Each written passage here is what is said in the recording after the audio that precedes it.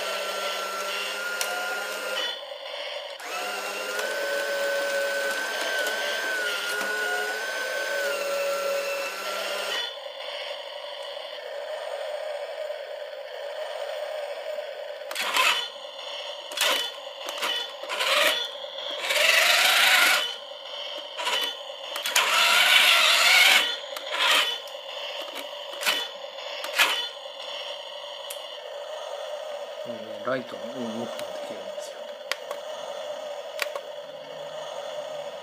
あとクラクションがあります。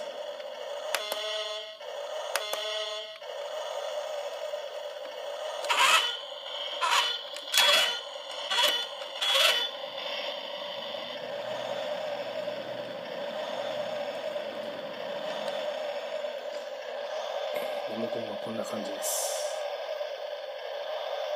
これでね、音が消すことができます。こっちのレバーで、こっちのレバーで旋回です。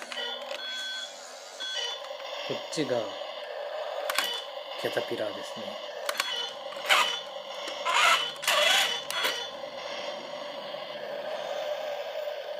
修理完了いたしました。